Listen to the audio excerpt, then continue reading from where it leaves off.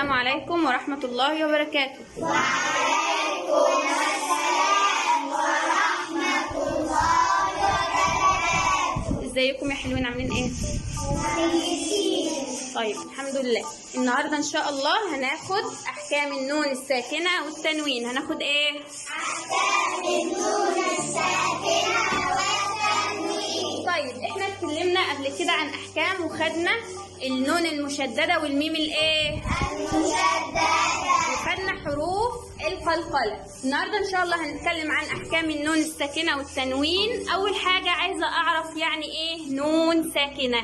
يعني ايه نون ساكنة؟ نون عليها رأس،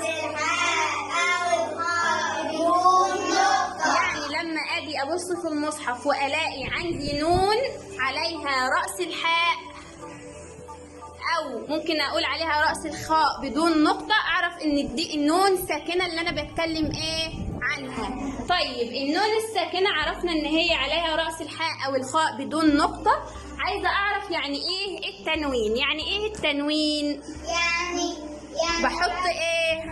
بحط نون في اخر الكلمة، والتنوين ده بينطق ولا يكتب.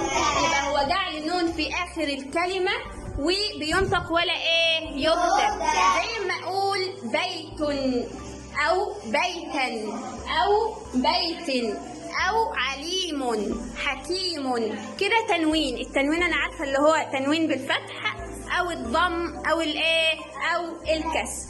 طيب نيجي بقى على احكام. يبقى انا كده عرفت يعني ايه نون ساكنه، وعرفت يعني ايه تنوين، وعرفت شكلهم عامل ازاي في الايه في المصحف، صح؟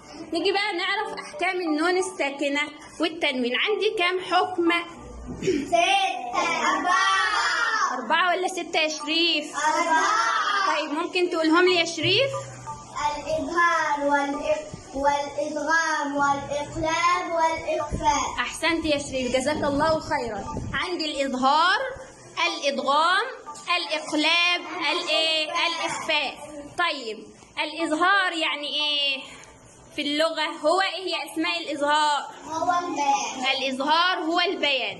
أما اصطلاحا معناه إيه يا أحمد؟ هو إخراج كل حرف من مخرجه. هو إخراج كل حرف من مخرجه من غير زيادة في الإيه؟ في الغنة. طب يا ترى عندي غنة ولا ما عنديش في الإظهار؟ عندي إيه؟ غنة، بس ما بزودش ولا بطول وأنا بقول الإيه؟ الغنة. طيب أنا عندي إمتى أعرف إن النون الساكنة اللي عندي أو التنوين حكمها الإظهار يا رؤى؟ لما يجي بعدها كم حرف؟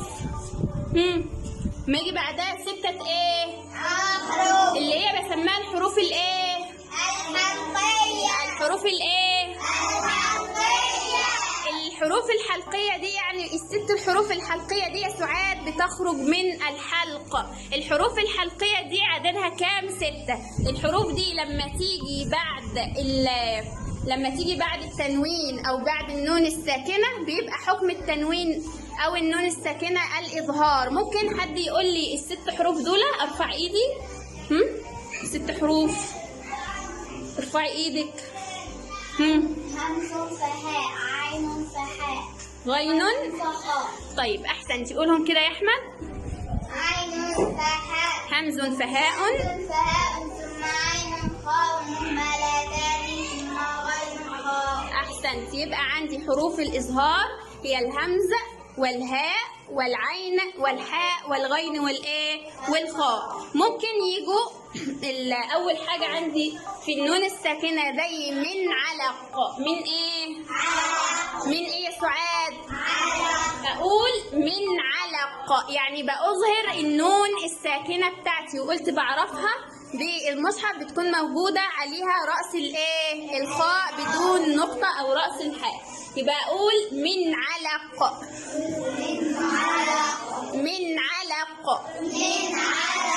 كده عندي من علق النون الساكنة في كلمة، والحرف بعد يبقى كده من علق عندي كلمتين. ممكن يجوا النون الساكنة والحرف يجوا في نفس الكلمة زي ينهون. اقرأ ينهون. من علق. ينهون عنه. احسنتم. نيجي بعد كده على التنوين. التنوين زي يومئذ خاشعة. يومئذ خاشعة. انتبه كده، احنا بنعمل ايه؟ بنظهر التنوين. بنظهر ايه؟ التنوين. بنظهر التنوين. بنظهر ايه؟ بنقول يومئذ خاشعة. يبقى التنوين هنا بأظهره لأنه أتى بعده حرف من حروف الإظهار اللي هو إيه؟ اللي هو إيه؟ في سورة القلم يا أحمد بنقول إيه؟ لأجرا غير ممنون. أحسنت، لأجرا غير ممنون. بنظهر التنوين. بنظهر التنوين لماذا؟ لأنه أتى بعده حرف الغين. حرف الإيه؟ أحسنتم. يبقى هنا جاء عندي من علق النون الساكنة أتى بعدها حرف أهو من علق أتى بعدها حرف الإيه؟ النون جاء بعدها حرف الإيه؟ العين. يبقى أعرف إزاي حكم الإظهار؟ هبص للنون الساكنة أشوف اللي وراها إيه؟ أشوف اللي وراها حرف الإيه؟ والله لو وراه حرف همز أو هاء أو عين أو حاء أو غين أو خاء يبقى أنا كده عندي الحكم الإظهار. الحكم إيه؟ يبقى النهارده خدنا أحكام النون الساكنة والتنوين. عرفنا يعني إيه نون ساكنة ويعني إيه تنوين، وعرفنا اللي بينطبق على النون الساكنة بينطبق برضو على التنوين. عرفنا إن أحكام النون الساكنة والتنوين كام؟ 4 اللي هم الإظهار والإدغام والإقلاب والإخفاء. أحسنتم. عندي الإظهار هو البيان. واصطلاحا هو إخراج كل حرف من مخرجه بغير زيادة في الإيه؟ الغنة. عندي النون الساكنة أو التنوين لما يجي بعدهم حرف من حروف الإظهار الستة، وقلنا دي حروف حلقية، يبقى حكم النون الساكنة أو التنوين هو الإيه؟ الإظهار. هو الإيه؟ الإظهار. فهمتوا كده يعني إيه الإظهار؟ عرفنا يعني إيه الإظهار يا سعاد؟ قولي لي كده يا سعاد، كم حكم من أحكام النون الساكنة والتنوين عندي؟ 4 اللي هم الإظهار الإدغام، الإدغام الإقلاب الإخفاء. أسماء. عندي كم حرف من